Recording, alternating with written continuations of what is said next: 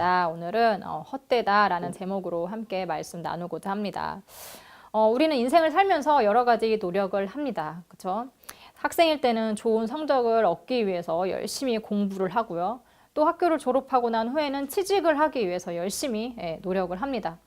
회사에 들어가서는 실적을 올리기 위해서, 승진하기 위해서 또 열심히 노력을 하죠. 그래서 우리는 사람을 위해서 노력하기도 하고 또 이제 우리의 일적인 것도 노력하지만 사람을 위해서도 노력을 하는데요. 사람을 위해서는 어떤 노력들을 할까요? 사랑하는 사람을 이렇게 만나면 그 사람을 또 기쁘게 해주기 위해서 노력을 하고 또 결혼을 하려고 열심히 노력을 하고 또 자녀를 만나면 그 자녀들을 잘 키우기 위해서 이것저것 많은 노력과 희생을 하기도 하죠. 그래서 자녀를 위해서 자기가 힘들게 들어간 회사를 그만두시는 분들도 이렇게 굉장히 많잖아요. 이렇게 우리의 삶 속에는 여러 가지 노력과 희생이 필요합니다. 우리의 수고가 또 노력이 희생이 만약에 좋은 결과를 가져온다면 우리는 정말 보람 있는 삶이었다라고 얘기를 할 수 있겠지만 만약 그 노력과 희생이 헛된 일이 된다면 헛된 일이라고 여겨진다면 사람들은 되게 내가 삶을 헛살았구나 라고 그냥 결론을 내리게 되는 거죠. 제가 재밌는 이야기라고 들은 게 있는데 10명의 사람이 바다에 빠졌다고 합니다. 근데 다행히 헬리콥터가 빨리 와서 이들을 구조하러 이제 온 거죠. 그래서 사람들이 헬리콥터에 매달려 있는 그 줄을 타고 다들 이제 구조 대기를 이렇게 매달린 채로 막 빨리 가기를 기다리고 있는데 그 사람들이 너무 무거워서 한 명이 희생을 해야 되는 상황이 온 거예요. 그때 다행히 한 사람이 다행이라고 하죠. 아무튼 한 사람이 그럼 제가 희생하겠습니다 하고 탁 줄을 놓고 바다에 딱 떨어졌어요. 그랬더니 나머지 9명이 오 하면서 박수를 친 바람에 어떻게 됐을까요? 그 사람들도 다 떨어져 이제 죽은 거죠.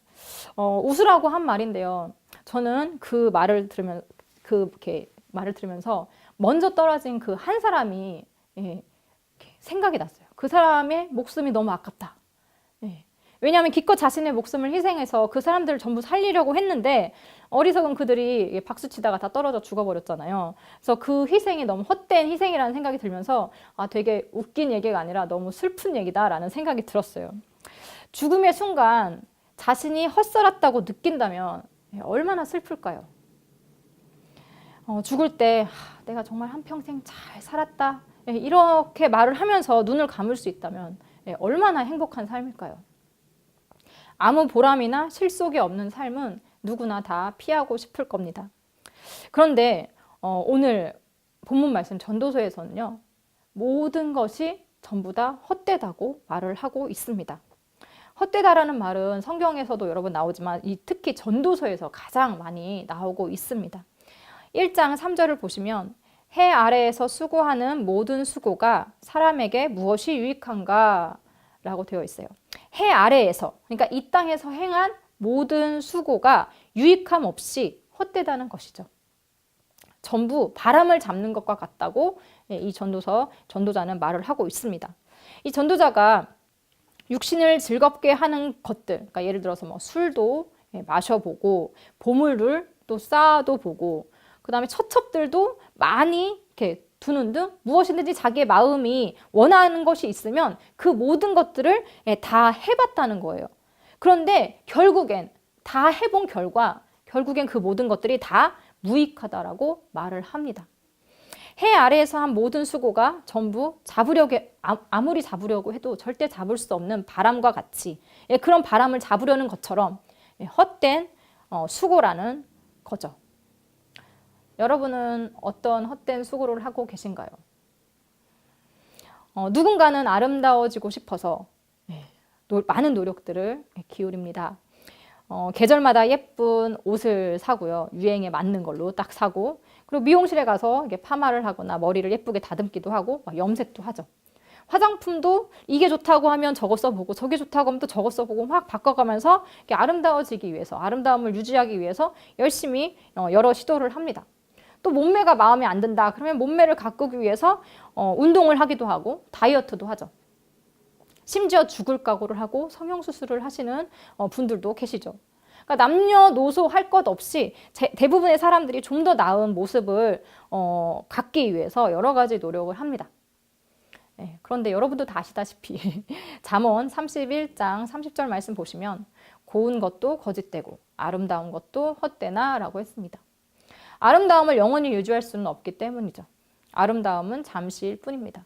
그리고 자신의 외모에 만족감을 얻기도 쉽지가 않아요. 우리가 아무리 이렇게 열심히 노력해도 만족감이 있더라도 그 잠시이고 또 그 만족감이 없어지기 때문에 끊임없이 다른 것들을 찾고 있는 거잖아요. 그러니까 이 젊음을 유지하기 위한 새로운 방법들을 계속 찾고 있는 이유가 만족이 계속 되지 않기 때문이에요. 또 누군가는 재물을 모으는데 노력을 합니다. 좋은 집, 비싼 자동차, 보석, 갖고 싶은 거 뭐예요? 그런 자신이 가지고 싶은 것들을 모으고자 열심히 노력을 하죠. 또 하나 모으면 또 하나로는 또 만족이 잘 안 되니까 또 다른 것에 눈이 가고요. 그죠? 전도서 5장 10절 말씀 보시면 은을 사랑하는 자는 은으로 만족하지 못하고 풍요를 사랑하는 자는 소득으로 만족하지 아니하나니 이것도 헛되도다. 어느 정도의 재물은 분명히 우리에게 도움을 줍니다. 유익을 줘요. 그러나 너무 많은 재물은 사람에게 해를 주기 쉽습니다. 그리고 죽은 후엔 들고 갈 수도 없으니 다 헛되다고 이 전도자는 말을 하고 있는 거죠. 그래서 전도서 5장 15절에서 16절 말씀 보시면 그가 모태에서 벌거벗고 나왔은즉 그가 나온 대로 돌아가고 수고하여 얻은 것을 아무것도 자기 손에 가지고 가지 못하리니 이것도 큰 불행이라. 어떻게 왔든지 그대로 가리니 바람을 잡는 수고가 그에게 무엇이 유익하랴. 또 누군가는요, 능력을 키우기 위해서 노력을 합니다. 이런저런 재주를 배우고 익히는데 많은 시간과 돈을 이렇게 소비하죠. 그러나 전도서에서는요, 이 재주가 많은 것도 헛되다고 말을 하고 있습니다. 전도서 4장 4절 말씀 보시면 사람이 모든 수고와 모든 재주로 말미암아 이웃에게 시기를 받으니 이것도 헛되어 바람을 잡는 것이로다. 많은 재주는 사람들의 시기를 일으킬 뿐이고 일을 많이 하게 만들 뿐이라고 하고 있어요. 그래서 전도자는 두 손이 가득하고 수고하며 바람을 잡는 것보다 한 손에만 가득하고 평온함이 더 나으니라 라고 했습니다. 동의하시나요? 우리는 부족하다 생각되는 것을 채우기 위해서 이렇게 많은 노력들을 합니다. 그러나 그 수고들이 우리에게 만족함을 주는 것은 아니죠. 오히려 우리의 평안을 빼앗고 얽매이게 하고 부담을 갖게 하는 것이 될 수도 있습니다. 그럼에도 우리는 이 해 아래에 있는 것들을 얻기 위해 노력을 멈추지 못하죠. 그만두면 실패하는 인생이 될 것 같다라는 생각 때문입니다. 세상이 추구하는 것을 내가 쟁취해내야 세상을 이기는 것이냐 우리는 착각을 하죠. 사실 세상에서 승리한다는 것은 그런 의미가 아닌데도 불구하고요. 전도자는 해 아래의 모든 것이 헛되니 그것에 목맬 것이 아니라 오직 하나님을 경외하라고 말하고 있습니다.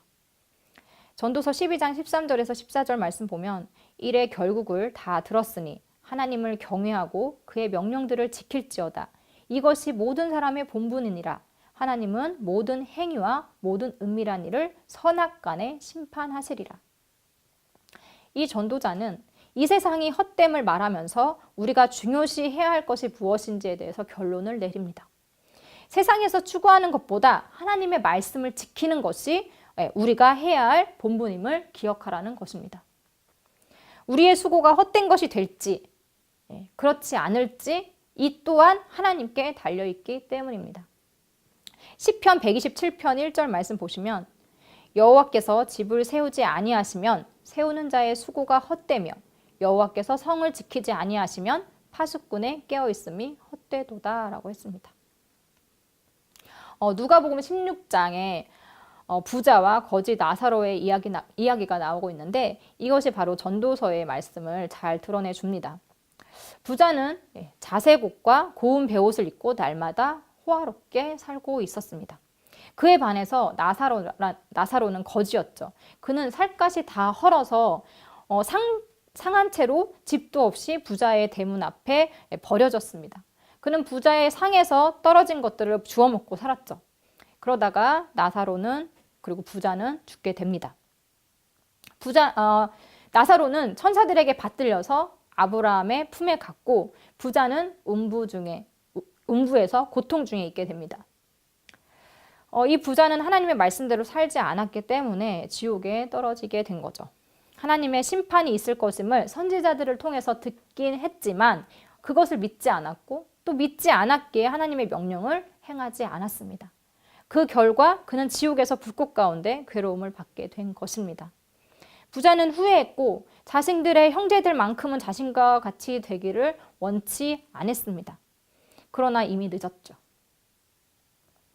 생전에 그가 모아놓은 수많은 것들은 그가 죽은 후에는 아무런 효력을 발휘할 수 없었습니다. 그를 지옥에서 구원해낼 수도 없었고 그 목이 타는 그에게 한 방울의 물을 주게 할 수도 없었습니다. 부자의 생전 행위에 대해서 하나님은 심판하셨고 그는 지옥에 떨어진 겁니다. 풀은 마르고 꽃은 시들고 사람은 죽습니다. 세상의 즐거움을 마음껏 누릴 수는 있겠지만 그 육신의 끝은 금방 옵니다. 그리고 누린 것에 대해서, 그러니까 죄에 대해서 대가는 각자가 다 치러야 되는 것이겠죠. 전도서 3장 13절에서 14절 말씀 보시면 사람마다 먹고 마시는 것과 수고함으로 낙을 누리는 그것이 하나님의 선물인 줄도 또한 알았도다. 하나님께서 행하시는 모든 것은 영원히 있을 것이라. 그 위에 더 할 수도 없고 그것에서 덜 할 수도 없나니 하나님이 이같이 행하심은 사람들이 그의 앞에서 경외하게 하려 하심인 줄을 내가 알았도다. 그러니까 우리가 먹고 마시고 수고로 얻은 그 낙을 누리는 것은 온전한 나의 수고 때문이 아니라 하나님의 선물임을 잊어서는 안 됩니다. 하나님의 은혜를 잊고 하나님을 경외하지 않는다면 우리의 수고는 모두 헛된 것이 되어버릴 것입니다. 부모들은 대부분 자녀를 위해서 희생을 합니다. 세상에서 잘 살길 바라는 마음을 가지고 물심양면으로 자녀들에게 지원을 하죠. 본인한테 쓸 시간, 돈, 감정 등 자신을 위한 모든 것을 전부 자녀를 위해서 기꺼이 포기를 합니다. 자녀에게 기쁨을 주기 위해서는 자신의 기쁨을 밀어두는 것이 바로 부모님들이죠. 그런데 그렇게 키운 자녀가 부모의 수고를 전부 무시하는 발언, 행동을 한다면 부모의 입장에서는 당연히 배신감을 느끼게 될 것입니다.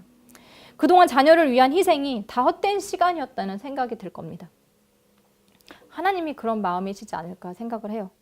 우리가 하나님의 희생, 자신의 독생자까지 내어주신 그 사랑을 무시한다면, 자신의 생명을 내어주신 예수님의 그 희생을 없는 일 취급한다면 얼마나 마음이 아프실까요?